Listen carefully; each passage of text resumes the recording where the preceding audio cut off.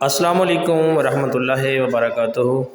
پیارے ناظرین و سامعین، میری بات کو ذرا غور سے اور سیریس لیں اور میری ویڈیو کو اینڈ تک دیکھیں۔ ہو سکتا ہے کہ اس میں کوئی نہ کوئی بات جو ہے وہ آپ کے بارے میں بہتر ہو۔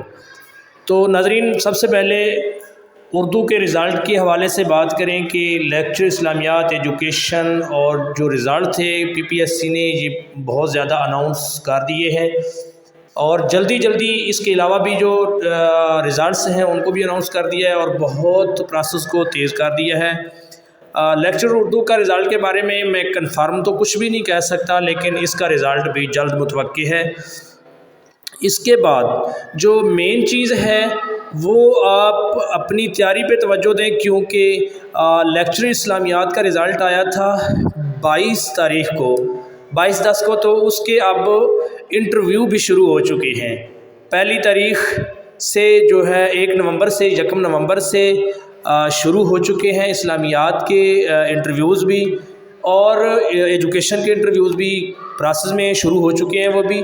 تو ناظرین، آپ کے لیے جو ضروری بات ہے، اہم ترین بات ہے کہ آپ اپنے انٹرویو کی تیاری کریں، تاکہ آپ کو رزلٹ کے بعد آپ کو بالکل ٹائم نہیں ملنا، اور جو تیاری آپ نے کرنی ہے وہ جب تک رزلٹ نہیں آتا انٹرویو کی تیاری آپ نے اسی دوران ہی کرنی ہے۔ جو ہی رزلٹ آئے گا اس کے بعد انٹرویوز شروع ہو جاتے ہیں، جیسا کہ اسلامیات والوں کے ساتھ ہوا ہے۔ ابھی 22 تاریخ کو جو ہے وہ رزلٹ آیا اور پہلی یکم سے انٹرویوز بھی شروع کر دیے گئے ہیں۔ ایسا اردو کے ساتھ بھی ہو سکتا ہے۔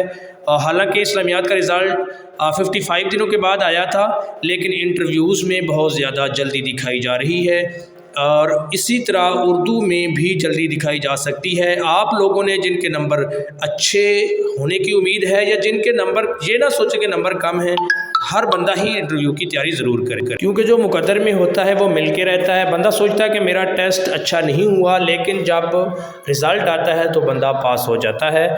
تو اس وجہ سے آپ نے اپنے انٹرویو کی تیاری جاری رکھنی ہے۔ اپنے انٹرویو کی جو لوگ تیاری کر لیں گے ان کو بعد میں کوئی ٹینشن نہیں آئے گی، کیونکہ اس وقت تو آپ کے پاس ٹائم ہے۔ جب انٹرویو کے بعد آپ جو رزلٹ ہے، جب رزلٹ آ جائے گا تو اس وقت آپ کو انٹرویو کے لیے تیاری کا موقع نہیں ملے گا۔